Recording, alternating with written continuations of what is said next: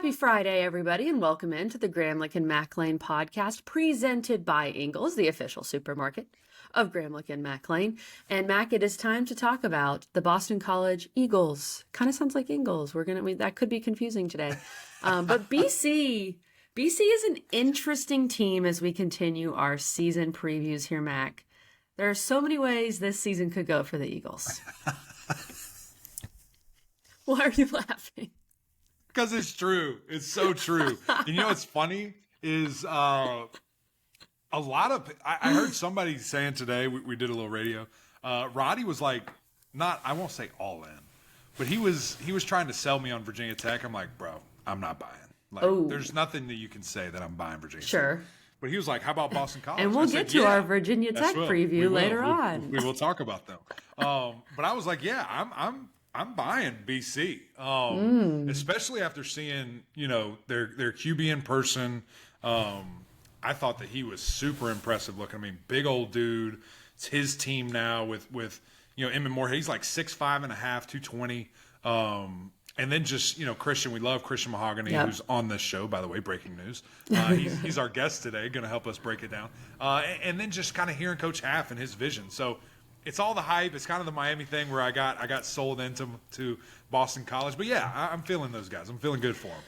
Before we get to Christian and then our breakdown afterwards, do you think that BC, not to the level of Miami, because BC never got, maybe back in like the 40s, but never got to the dominance of Miami and the brand of Miami. But don't you think because of the Matt Ryan years is not too far removed, that sometimes we almost want BC to be better? Like, you know what? I could buy BC this year. Like, I just feel like everyone kind of leans that way about BC. It kind of goes with, if you like a team, do you pull or push them more? Like, do you talk about them better? I think that's accurate. I actually do. I think they're one of those teams you just like little old Boston College. Can they get it done? Can they do it? And they're always like a stickler team for people. Like, I remember playing them at Clemson. They were just a tough team to get ready for because they had these big, massive D tackles. I remember they had like defensive ends were like 6'7", 6'8". You're just like, what is this? What are these guys? So they're always just right there, kind of thorn in your side team. But yeah, I think it's going to be an interesting year for them. BC can almost beat anybody in a given year. They've had years like last year. They went 3-9. They beat a ranked NC State team. I mean, it's crazy. They lost to UConn. We'll talk about that. Before we get to Christian Mahogany, we need to hear a message from Ingles, and I want to share a quick Ingles story. My sister-in-law, who lives in Texas, was out in North Carolina to compete in a horse show because she's a baller like that. And she has heard about Ingles from me. So she said, I need to get groceries for the week for my Airbnb. So I went to Ingles, and they were awesome. And she loved the salad bar because who doesn't? That is amazing. Maybe, Mac, Ingles needs to venture out to Texas and put some stores out there. Texas. Just a thought. Go to Texas. Well, they need to go to Raleigh first. I have a lot of Raleigh fans that are friends. I said fans. Friends that are very interested in Ingles. But there's no Ingles in Raleigh. So we'll do Raleigh first, and then we'll pack our bags and go to Texas. Perfect. I love that plan. Now, before we talk about BC, as we've kind of thrown around, could this team be a sleeper this year? Let's talk with the best. One of the best, Graham Barton might have something to say, but the best offensive lineman in the ACC, Christian Mahogany. At Ingles, we're proud to work with hundreds of local farms and businesses in the communities we call home. Not only does it ensure that you get top quality, fresh items for your family table, it's a way for us to support the amazing individuals who pour their heart and soul into delivering the very best they can do. Quality, freshness, community, it's all in the bag. Ingles, low prices, love the savings. OG1, Christian Mahogany, my brother, man. I'm so excited that you're back. I know there was maybe a little thought process behind that, but I'm excited you're back, excited you're on the show today. Yeah, thank you. I appreciate you having me on here today, and I'm excited to get this ball rolling. Mac, we got to talk about a really exciting news here that Christian tells us that he watches the show. That's on YouTube. That's what we want to hear, Christian. Let's go. Yeah. So every time it pops up on my YouTube, ACC stuff, you guys, I Eric's big supporter. I'm a big supporter of him, so I watch it anytime I can. Anytime it pops up, I watch it right away, and I enjoy the episodes, no doubt. I appreciate Awesome. that, brother. We love that, Christian. Thank you for doing that. Now, one thing I love that you posted, this was back in December, and you were so sneaky with it. That video that you posted that eventually said you were coming back, but the caption, I went back and looked at it today. The caption was just "thank you." Oh man, yes, exactly. That was sneaky. Yeah. Before I watched the video, I was like, no, he's leaving. No, yeah. So we wanted to make something of that origin. Zay did something like that the year before. So I wanted to make my own spin on it, and obviously I'm a big UFC fan, as you can see. So there's the inspiration for the video, Conor McGregor. So I just said thank you. I just wanted to keep it subtle, short, and sweet, but it got the point across that I was coming back. So it was definitely fun to make, and I definitely heart twisted some fans and alumni for sure.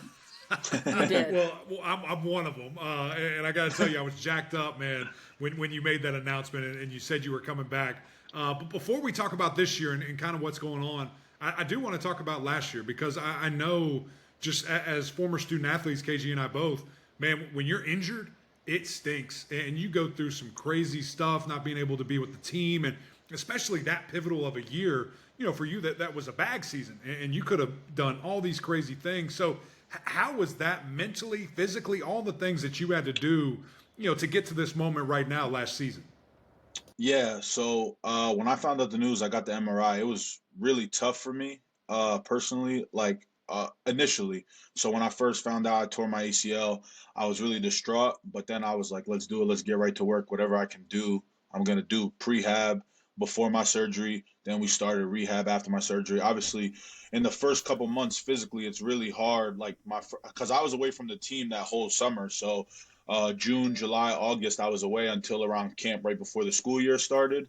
So I took that time. I rehabbed at home. I really got a head start on all of it before I came to BC, just to educate myself and the staff of where I was at. And I thought I was in a good enough place to do that. So, but mentally it was challenging at first, but then I got over that hump, and then it was the physical side that really, really I had to take another step, because you see some progress and then you go back, and then it's like, why did that happen? Even though you're doing so well the day or the week before, a couple of days before, the month, whatever, you can have setbacks, and it's not like anything like you're hurt again, but just like setbacks, like you're not as strong this day or whatever, you're doing things. So it was tough, man. And then, once we got to the season, I mean, when we got on that bus to go to Rutgers, from the hotel, I cried personally. I was upset.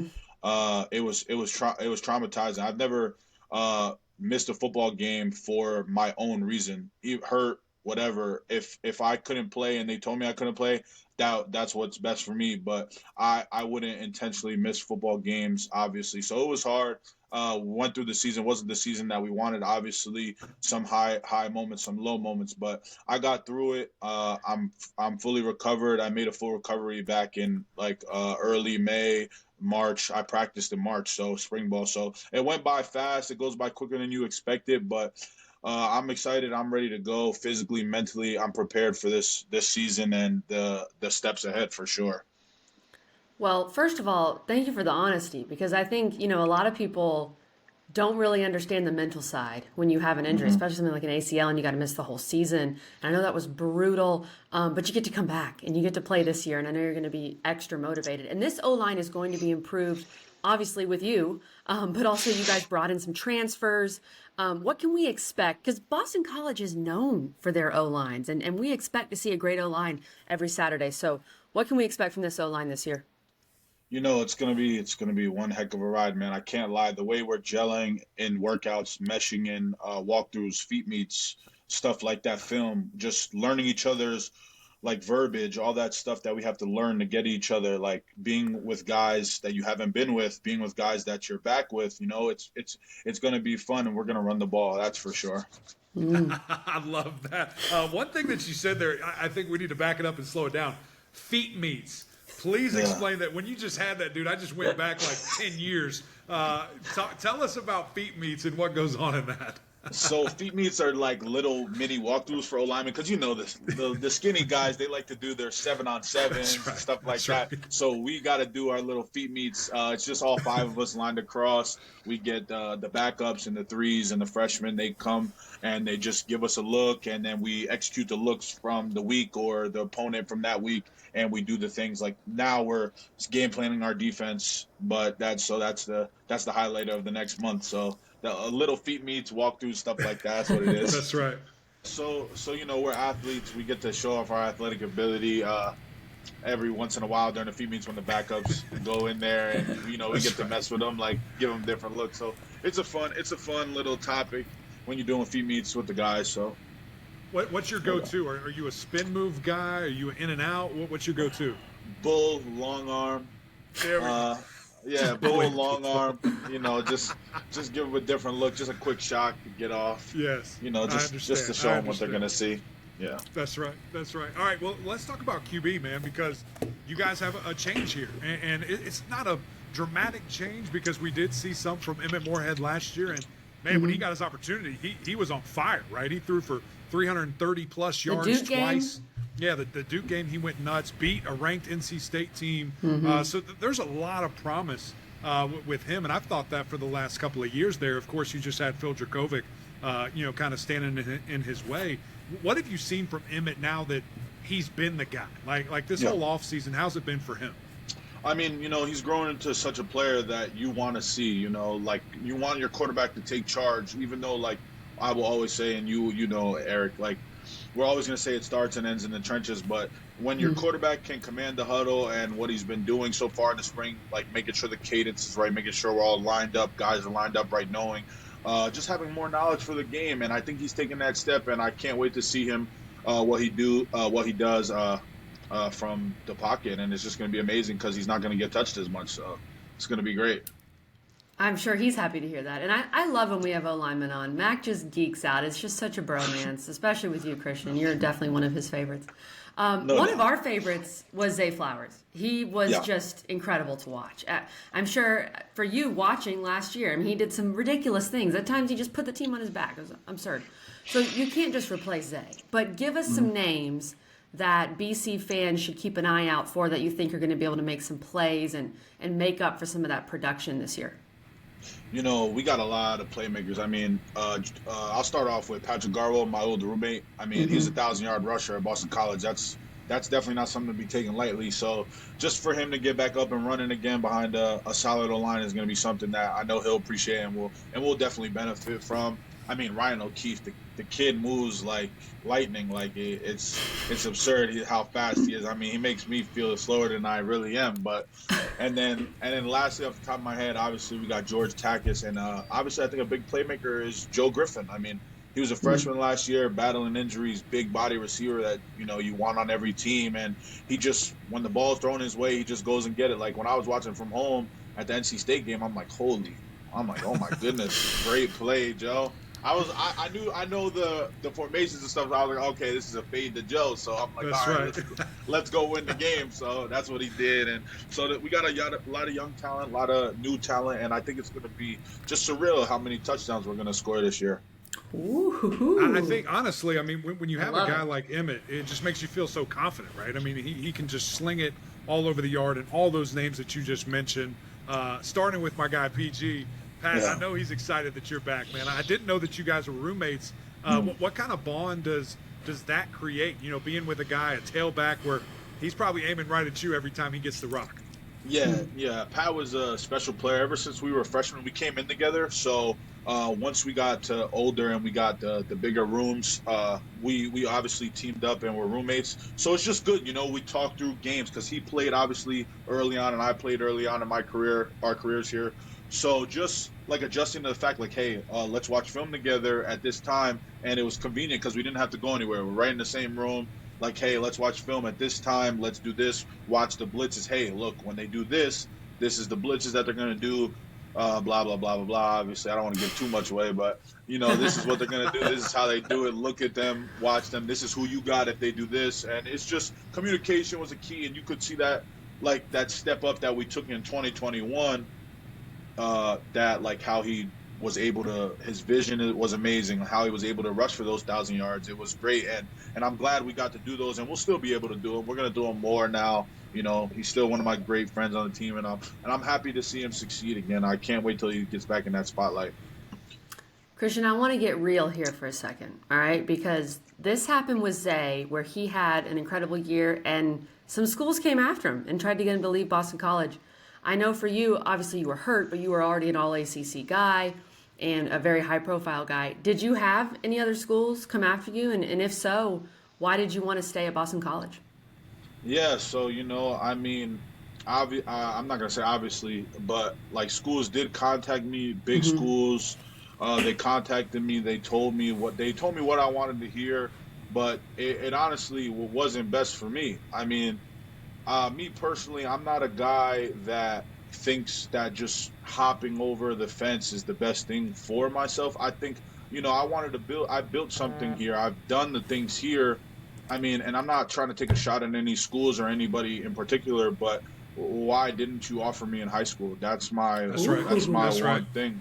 Like I was the same kid as that you saw. I probably went to your camps before, but you just missed out. So why would I be disloyal to the people that have seen me grow, the people that have watched me hurt, that have watched me practice, everything. They've seen everything. So why not give it my best? And like the community is really strong here. So that's another thing. I really like BC. I love the degree. I love the alumni. So it was just something for me that didn't make sense, no matter how much money, no matter how much like time, and also knowing that you're a rental.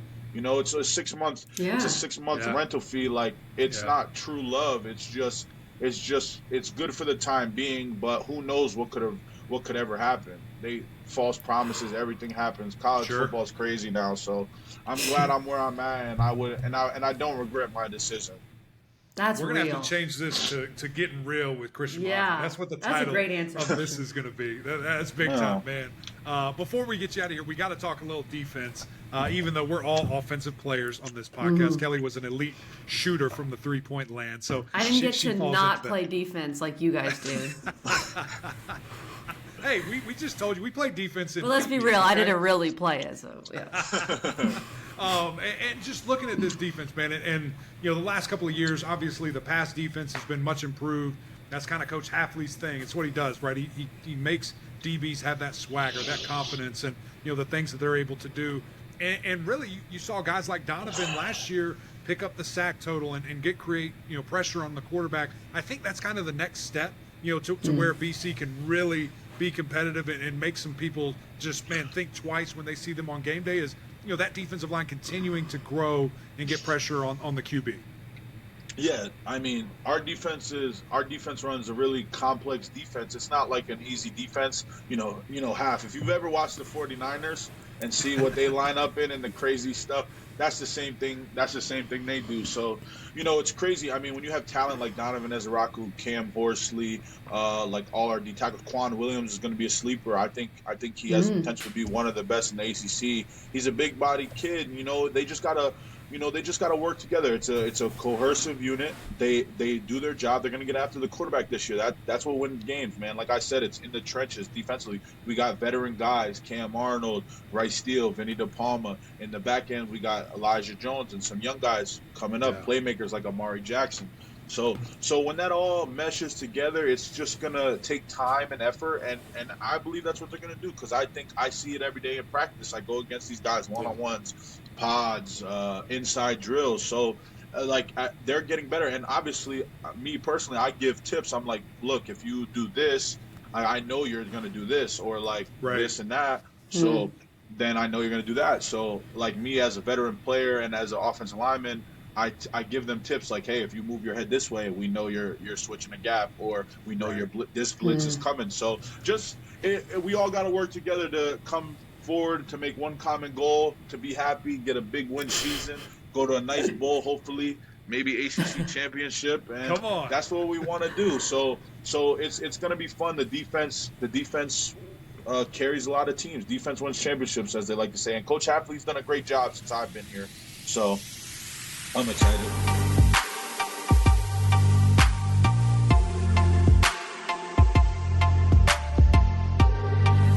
Thanks Thanks again to Christian Mahogany for joining us. Mac, I'm starting to feel, as we'll get deeper into our season previews, there's a little bit of an O-line flavor. I think we are setting a record for the most O-line men interviewed in the month of August on maybe any network ever, any platform. We've got some more coming. A guy from Louisville you'll want to hear, a guy from Duke. You could probably figure out who those guys are. But tell me first why you were so high on Christian Mahogany before we talk about the Eagles. Really, when you watch guys, like Zion and just other, great linemen that they have, like you're watching it for them. And then along the way, you start seeing other people. And Christian popped really early. Like he played as a true freshman. And, just those years after, I kept seeing him, I'm just like, this kid is good. Like he's going to be really, really special one day, when he grows up, right? And you keep looking at him. And then just, these last couple of years, even going into last season, I thought he was going to be a first-round pick going into last year. And then, of course, he got hurt, which just stunk. But he's a road grader. He's a very violent player, like within the game of football. Has great hands, good feet. And I love how smart he is. And that was really exemplified and really just taken to another level when we interviewed him here, which you guys just heard, and then at Media Day. I mean, he is so cerebral and gets it. But you can't teach math. You can't coach math. Like he's just a big guy. And so, for me, it just popped right away and really knew that, if he took his time, if he was patient and all these things. And what's interesting enough, Coach Hafley said, way back in the day when he was younger, maybe a freshman, maybe right around that time, he wasn't happy because he wasn't playing as much as maybe he thought or what he deserved. And he said he actually was thinking about going somewhere else, but he kept him. And now you see the fruits of that labor where he's a BC guy through and through going into this last year. So I've had my eye on him for quite some time. And now to see him in his final form here, I cannot wait to see this next football season coming up.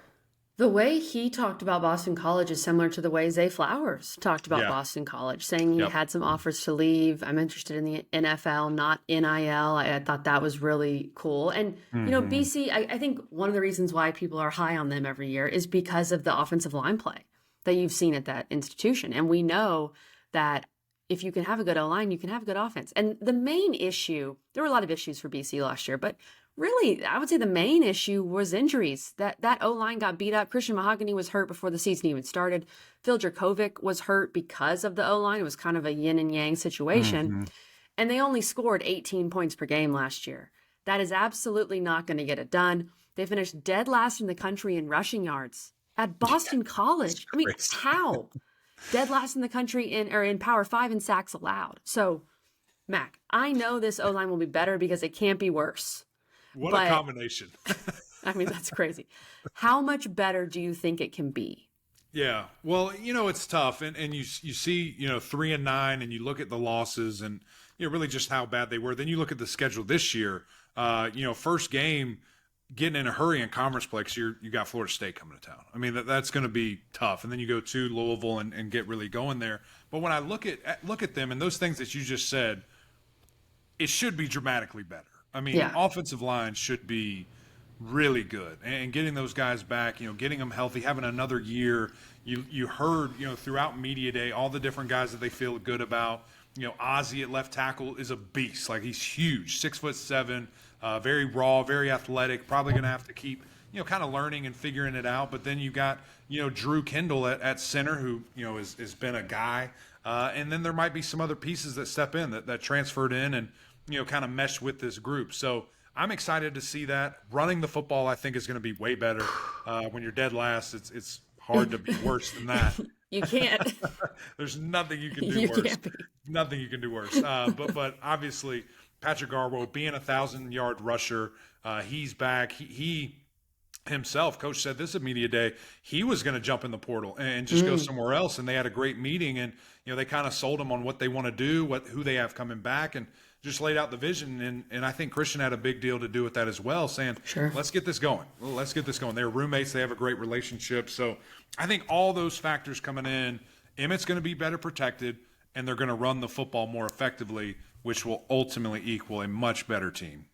Yeah, that insight is really interesting, that Garwo was wanting to go in the portal. I can see how Christian Mahogany, who said he's really good friends with Pat Garwo, by the way, talked him out of the portal, because Christian Mahogany, I feel like, could talk anybody into something the way that he was on with us. He seems to have that personality.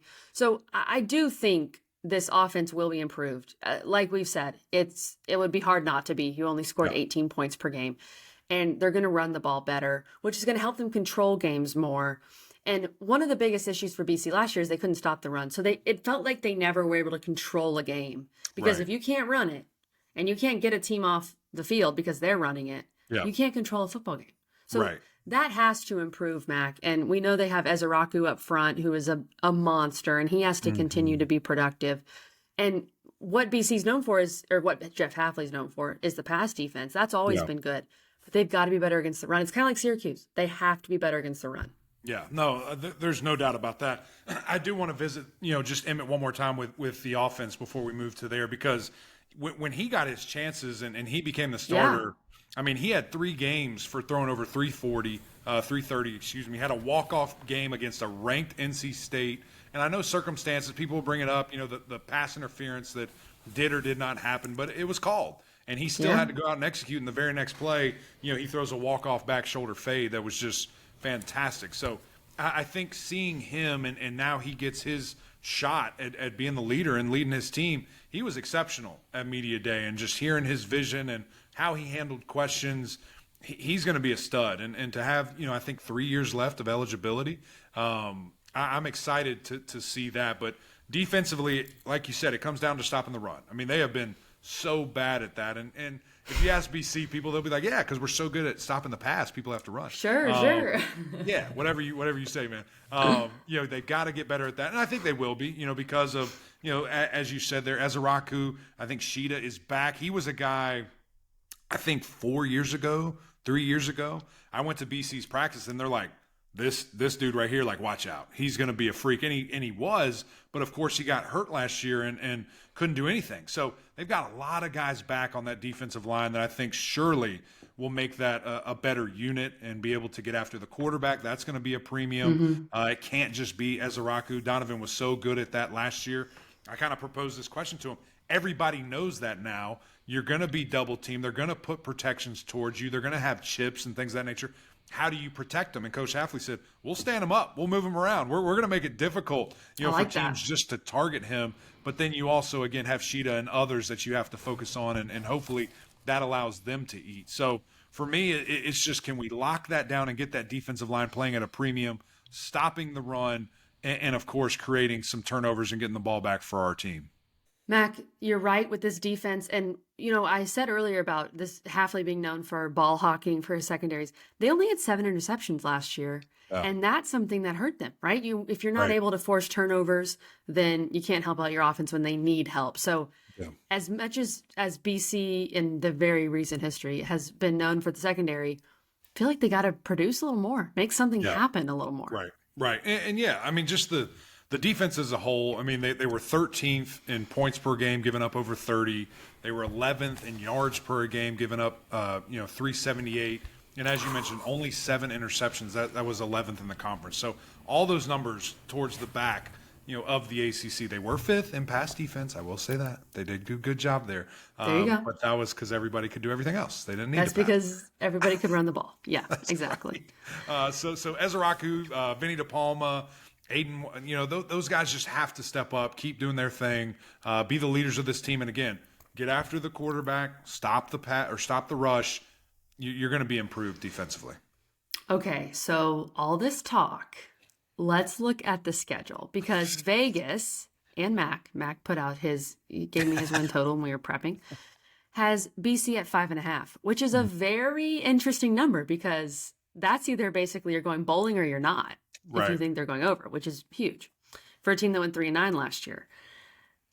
When I look at this schedule, here my initial look at it. I see 3, really 4, you better nots, which I already said this about BC when they lost to UConn last year. Northern Illinois, Holy Cross, Virginia, UConn.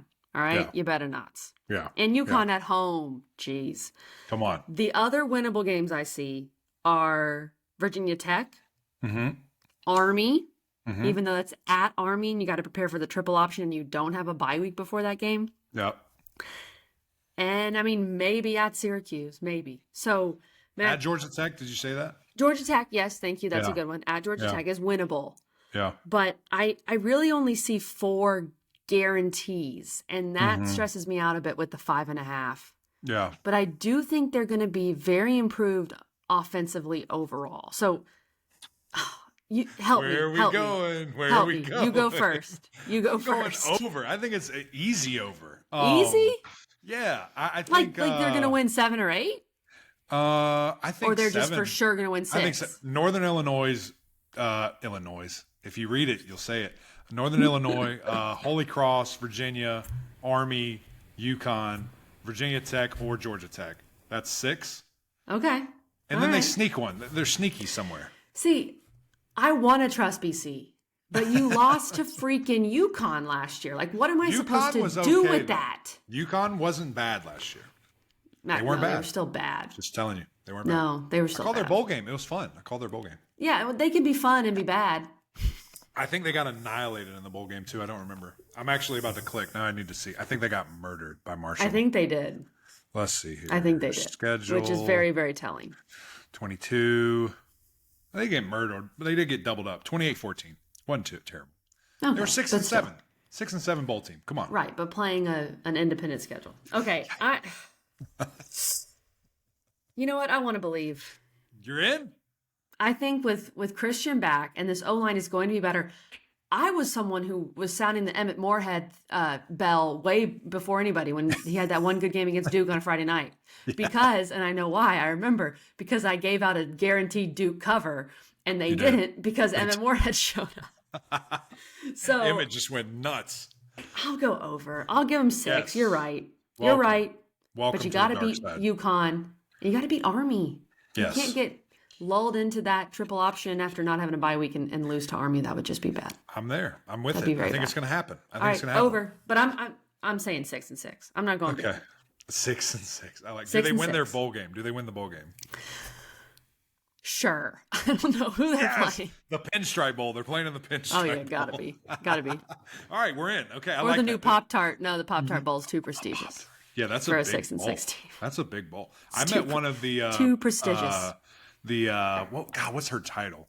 She's something big with the Pop-Tart Bowl. And her daughter, I'm not saying any names out here. Her daughter was a Cub at Clemson. Really? We're like best friends. Did you meet this Pop-Tart executive at ACC kickoff? Yeah, we've been friends. I've known her for a long time. Wow. Yeah, sorry I didn't give you life supply of Cheez-Its while it was the Cheez-It Bowl. Wait, she was also in charge of the Cheez-It Bowl because it's the same bowl? Same bowl. That's a big miss by me. I'm sorry. All right, well, this podcast has to end because our friendship is now over. That's it, guys. Happy Friday. Hope you have a wonderful weekend. We're going to be back on Monday. I forget who we have, so I need to look up the schedule. But I think it's my friends over at Georgia Tech and Virginia Tech. That's going to be fun. We're combining the technological schools together there. They just seem to be friends. And that's going to be a ton of fun. We're going to have some great insight there. Cannot wait to break those down. That will be on Monday. And we start sprinting with the rest of this ACC review here, preview. So it's a lot of fun. Thank you guys for tuning in. Shout out to Ingles, the official grocer of Grambling and Mac Lane. But that's it from us, guys. We need you to go over to YouTube, subscribe. You need to watch these fun interviews, not just listen to them. Jump on over here. We have a ton of fun. Leave some comments. We always appreciate those. And, of course, the OGs. We can't forget you guys over on Apple Podcasts. Rate, review, subscribe there as well. We would greatly appreciate that. But until next time, we'll see y'all.